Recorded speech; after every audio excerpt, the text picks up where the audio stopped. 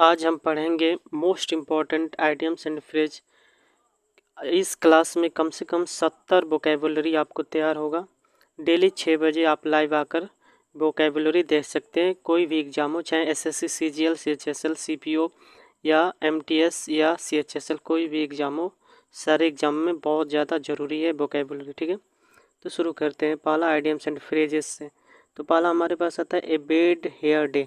ए bad hair day का अर्थ होता है a day on which everything seems to be go wrong, अर्थात ऐसा दिन जो आपके लिए अच्छा ना हो, अर्थात जिसको हम लोग मनहूस दिन कहते हैं।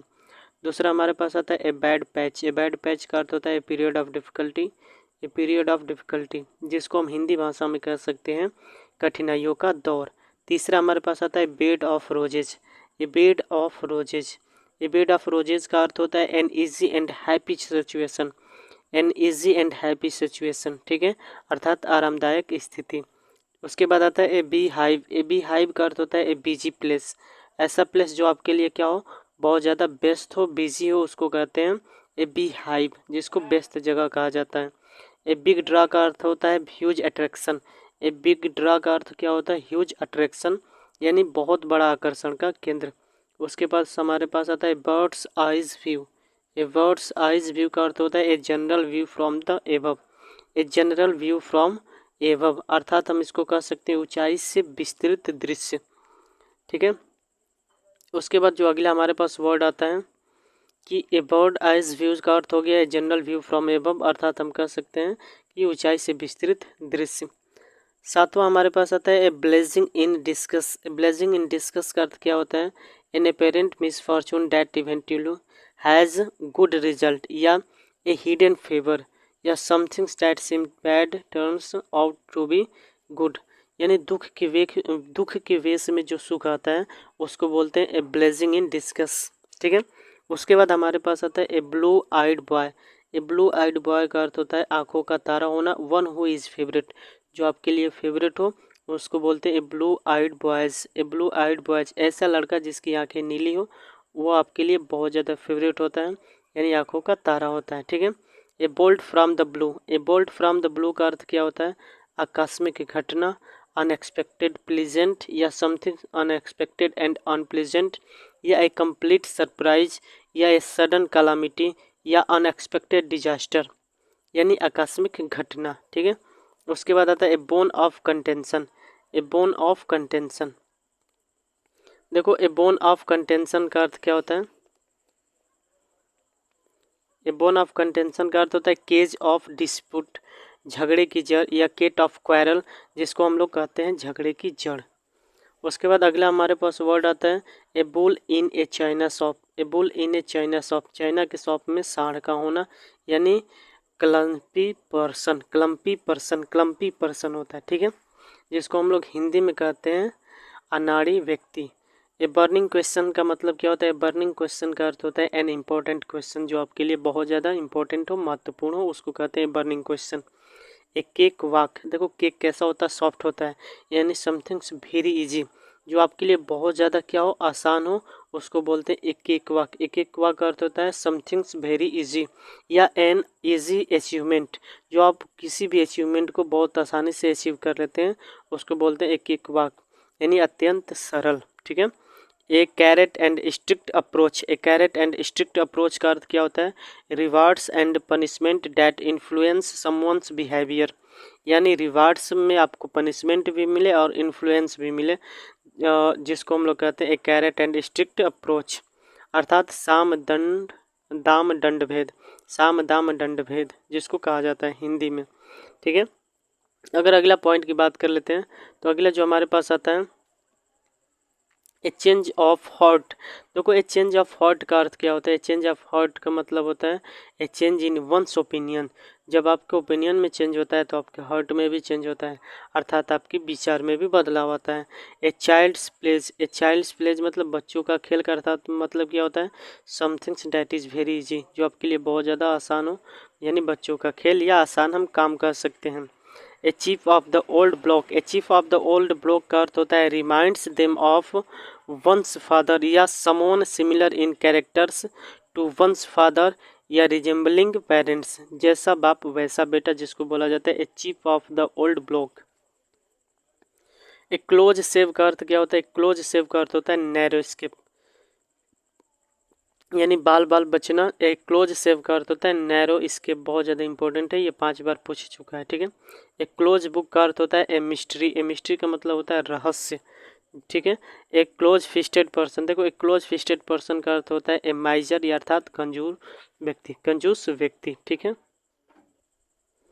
इसके बाद हम देखेंगे most important antonyms and synonyms दोनों। देखो कैंडिड का अर्थ होता है निष्कपट या स्पष्ट, जिसका सिनोनिम्स की बात कर लेते हैं तो frank, honest and forthright, frank, honest and forthright. और इसका एंटोनिम्स होता है devious, cunning, artful, deceitful, blunt, devious, cunning, artful, deceitful, blunt, ठीक है। उसके बाद अगला जो हमारे पास वर्ड आता है बारेन, बारेन का मतलब बंजर या बाज, जिसको हम अनप्रोडक्टिव कहते हैं, जहाँ पर कोई प्रोडक्ट ना उगे, ठीक है, उसको अनप्रोडक्टिव, या इनफर्टाइल या डिसोलेट, ये 3 आते हैं आपका सिनोनिम्स किसका? बारेन का। अगर हम एंटोनिम्स की बात कर लेते हैं तो फर्टाइल, जिसको उपजाऊ कहा जाता है, ठीक है। अगला जो हमारे पास वर्ड आता है जीनाइन, यानी वास्तविक, जो आपके लिए ओरिजिनल हो, ऑथेंटिक हो, रियल हो, उसी को क्या बोला जाता है? जीनाइन बोला जाता है। अगर इसकी एंटोनिम्स की बात कर लेते हैं तो fake, spurious and dubious, fake, spurious and dubious आता है, ठीक है। चौथा बात कर लेते हैं इंसोलेंट, इंसोलेंट का अर्थ होता है सभ्य, असभ्य, यानी disrespectful, rude, bold, disrespectful, rude and bold, ठीक है। अगर एंटोनिम्स की बात कर लेते हैं तो humble, submissive, mannerly and courteous, humble, submissive, mannerly and courteous, विनम्र या सभ्य।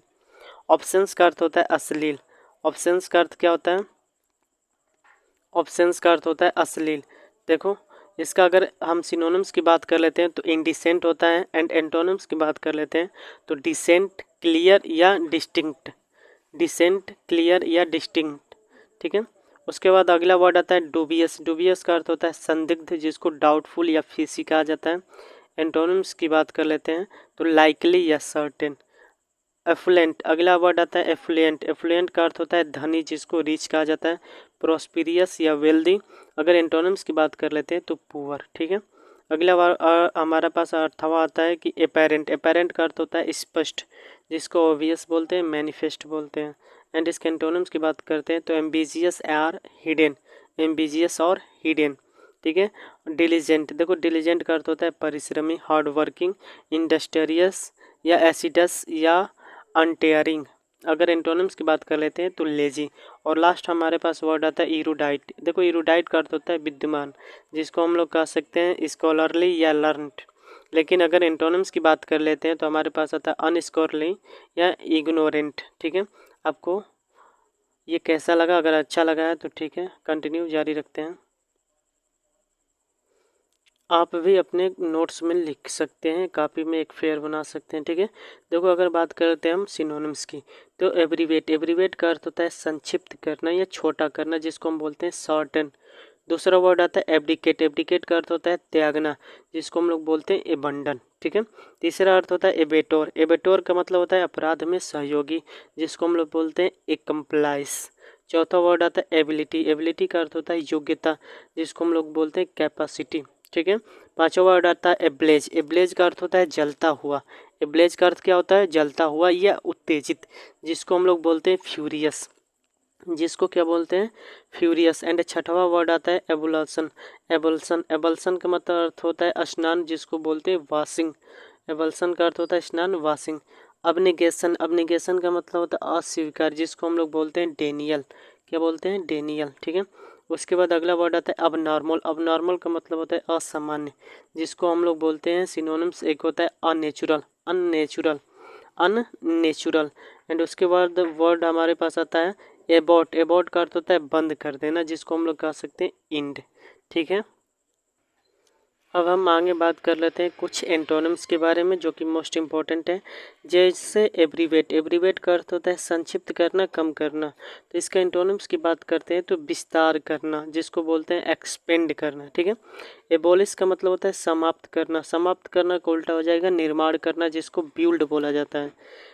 एवं एबोमिनेबल, एबोमिनेबल का अर्थ होता है घटिया, जिसका अर्थ होता है घटिया। अगर इसका एंटोनिम्स की बात करते हैं तो आनंदप्रद, जिसको हम लोग बोलते हैं डिलाइटफुल, ठीक है। उसके बाद आता है एबोरिजिनल। एबोरिजिनल का मतलब होता है मूल निवासी। तो इमिग्रांट का मतलब होता है अप्रवासी। एवब का मतलब होता है ऊपर, तो बिलो का मतलब हो जाएगा आपका नीचे। एवराइज का मतलब संक्षिप्त करना, कम करना, तो विस्तार करना का स्ट्रेच होता है। अब स्कॉल्ड का मतलब होता है फरार होना, तो रिमेन का मतलब वापस आना होता है। ठीक है। अब्स्ट्रैक्ट का मतलब होता है अमूर्त, तो हम बोलते हैं कंक्रीट का मतलब ठोस। और 9th नंबर वर्ड हमारे पास आता है अबुडेंस। अबुडेंस का मतलब होता है प्रचुर मात्रा में। अगर इसके इंटोनिम्स की बात करते हैं तो कमी, स्केर्सिटी। ठीक है। अबोसिव का मतलब होता है अपमानजनक, तो लाउडेटरी होता है आपका प्रशंसाजनक या प्रशंसात्मक भी कुछ भी कह सकते हैं। ठीक है। इसके बाद अगला टॉपिक की बात कर लेते हैं तो करेक्ट स्पेलिंग की। एबंडन, एबंडन का जो मीनिंग होता है ABANDON, एबंडन। ठीक है। एब्रीवेट का क्या होता है मीनिंग ABBREVIATE, एब्रीवेट। ठीक है। Abductor, abductor ABDUCTOR, aberrance ABERRANC, aberrance ABERRANC, aberrance. Aberration ABERRATION, aberrance से अबरेशन बना। ठीक है। Aberrant ABHORRENT, aberrant. एंड उसके बाद एबिलिटी ABILITY, एबिलिटी का जो मीनिंग होता है ABILITY। एब नॉर्मलिटी, एब प्लस नॉर्मल प्लस लिटी कर लो तो ABNORMALITY, एब normality. And abolish ABOLISH, abolish. और लास्ट हमारे पास आता है अब्सेंस, अबसेंस ABSENC, अब्सेंस। ठीक है। Thank you so much for watching this video.